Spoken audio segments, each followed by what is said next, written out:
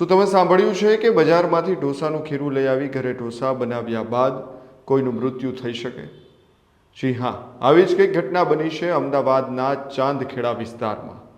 ખાદ્ય પદાર્થોની ગુણવત્તા સામે ગંભીર સવાલો ઊભા કરતી આ ચોંકાવનારી ઘટના સામે આવી છે.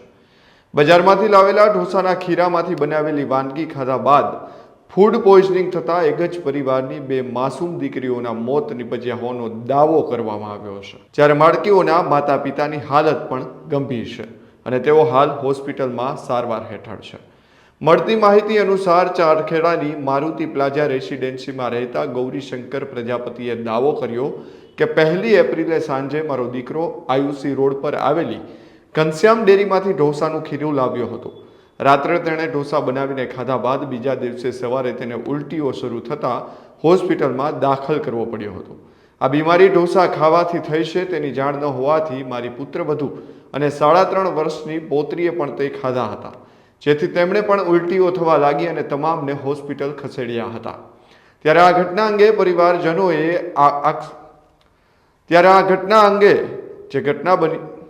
ત્યારે આ ઘટનામાં પરિવારજનો છે તેમના દ્વારા દાવો કરવામાં આવ્યો છે કે જે બજારમાંથી ખીરું લઈ આવવામાં આવ્યું છે તે ખીરું ખાવાથી આ બંને બાળકીઓના મૃત્યુ થયા છે અને તેમના જે પિતા છે, પરિવારજન છે, તેમણે કહ્યું છે કે તેમનો દીકરો અને પુત્રવધુ છે તે હાલ ગંભીર છે અને હોસ્પિટલમાં સારવાર લઈ રહ્યા છે. ત્યારે આ ઘટના અંગે પરિવારજનોએ શું કહ્યું, પહેલાં આવો સાંભળીએ. 1 તારીખે અમારે અનુસારી મારા ત્યાં જન્મસ્થળી હતી, જન્મદિવસ હતો એટલે અમે જમવા ગયા હતા, હું, મારા છોકરો અને મારી વાઈફ. એટલે મેં અને મારા વાઈફે તો ત્યાં જમી લીધું કે છોકરો કે મારે અહીંયા નહીં જમવું, મારે જ ખીરું પેલું ઢોસા ખાવા.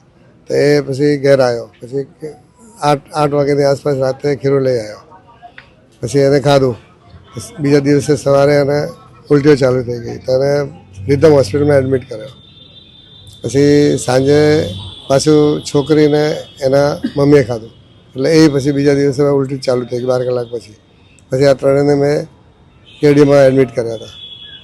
ત્યાંથી 1 દિવસ એડમિટ કર્યા, પછી પાછા લાયા શનિવારે.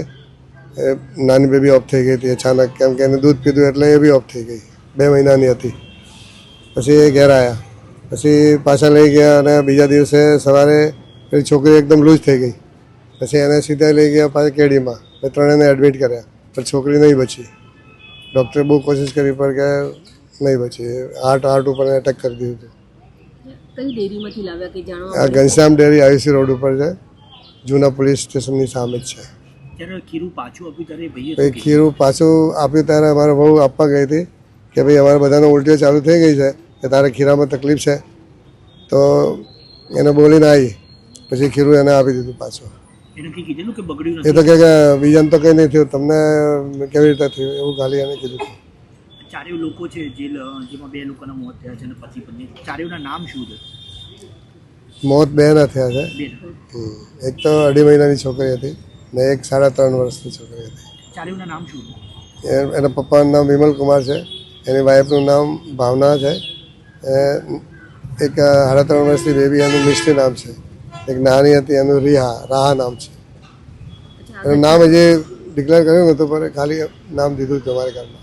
આ ઘટનાને લઈને શું તમારો એક અપીલ છે? કારણ કે મારે આ ઘટના લઈને બીજા કોઈને બી તકલીફ ના થાય એટલે એની પોલીસ જાંચ પૂરી થવી જોઈએ ને એને સીસીટીવી ફૂટેજમાં બધું એને જોવું પડશે કે ભાઈ આ માણસ ક્યારે લેવાયો તો આ બહુ ક્યારે આપવા ગઈ ને એ ખીરું એને શું કર્યું, એને પૂરી ડિટેલ પોલીસને જાંચ કરીને બધું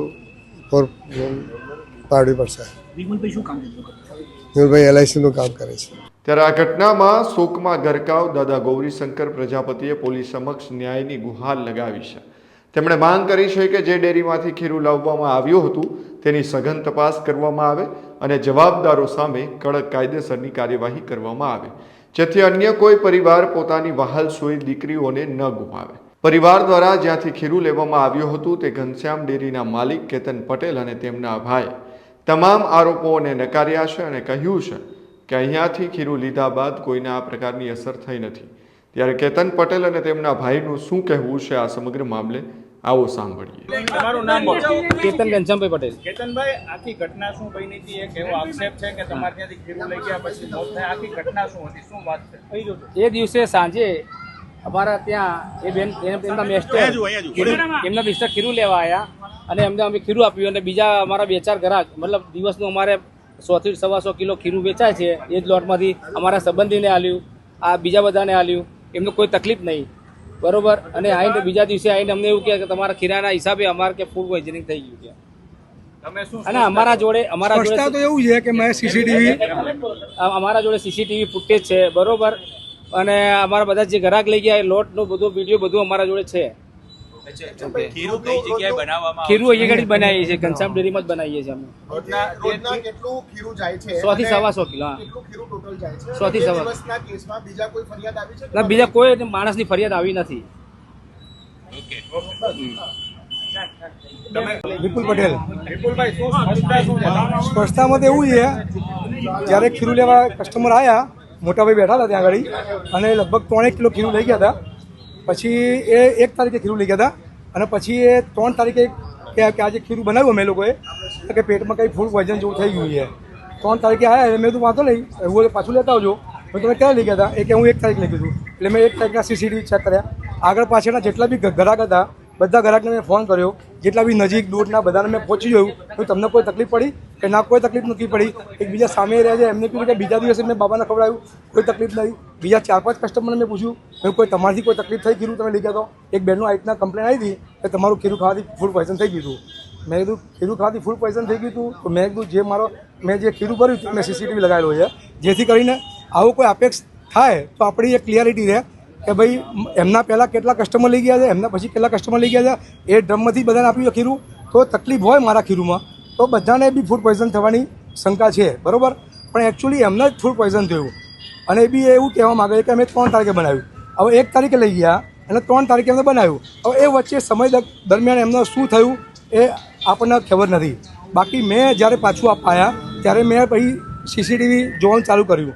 મેં બેનની કમ્પ્લેન સાચી છે ખોટી છે એ માટે મેં 1 તારીખના મારી પાસે ફૂટેજ છે. ઘનશ્યામ ડેરીમાં મારે બધી જગ્યાએ મેં સીસીટીવી લગાવેલા છે, જેથી કરીને કોઈ તકલીફ હોય તેનું સોલ્યુશન આવે. એમનું કેવું એવું છે, ના હાલ કોઈ હજુ આવ્યું નથી. એમનું કેવું એવું છે કે 1લી તારીખે સાંજે જ એ લોકોએ ખીરું ઢોસા બનાવીને ખાધા હતા. તો એવું તો ખોટી વાત છે. મને તો મારી પાસે એનું રેકોર્ડિંગ બી છે. જ્યારે મને કમ્પ્લેન કરવા આવ્યા 3 તારીખનું ત્યારે મારે વોઇસ કેમેરો છે. ત્યારે એમને કીધું કે આજે અમે ખીરું ખાધું અને તમારા ખીરાથી પેટમાં દુખાઈ જાય અને ફૂડ પોઈઝન જેવું થઈ ગયું છે. ફરિયાદ કરવા માટે આવી એ એમને મિસકી જ આવ્યા હતા, એમના હસબન્ડ નતા આવ્યા. એમને જે ખીરું પાછું આપ્યું તે તમે રાખ્યું છે? હા એ છે મારી પાસે ખીરું. અને જરૂર પડશે તો તમે કોર્પોરેશનને? હા કોર્પોરેશન આપીશું. Okay, thank you. કારણ કે આગળ પાછળ જેટલા બી હતા કસ્ટમર બધાને મેં જઈને, કારણ કે આ તો સમજો ફૂડ પોઈઝનની વસ્તુ છે. આજે કોઈના હેલ્થની હાનિની તકલીફ પડે એવું કામ આપણું છે નહીં. મારી વસ્તુની દુકાન છે, મારા કસ્ટમરના રિવ્યૂ જોઈ લો, કારણ કે આજે ફૂડ વસ્તુ વેચવું એટલે બહુ ધ્યાન રાખવું પડે અમારે. તો આ હતા ઘનશ્યામ ડેરીના માલિક. તેમણે કહ્યું છે કે અમારે ત્યાંથી અનેક લોકો આજ દિવસે ખીરું લઈ ગયા હતા અને અમે વર્ષોથી આ ધંધો કરીએ છીએ. અમારી પાસે સીસીટીવી ફૂટેજ પણ છે. કોણ કોણ ખીરું લઈ ગયું છે તેમને ફોન કરવામાં આવે, કારણ કે જે દિવસે આ ઘટના બની છે તે પહેલાં પણ ઘણા લોકો ખીરું લઈ ગયા હતા. તે તમામને ફોન કરીને પૂછી લેવામાં આવે, કારણ કે આ પ્રકારની ફરિયાદ અત્યાર સુધી અમને મળી નથી. ત્યારે હાલ સમગ્ર મામલે અમદાવાદ મ્યુનિસિપલ કોર્પોરેશન ફૂડ વિભાગના અધિકારી ડૉક્ટર તેજસ ચાંદખેડા વિસ્તારમાં બનેલી આ ઘટનાને અંગે તપાસ કરી રહ્યા છે.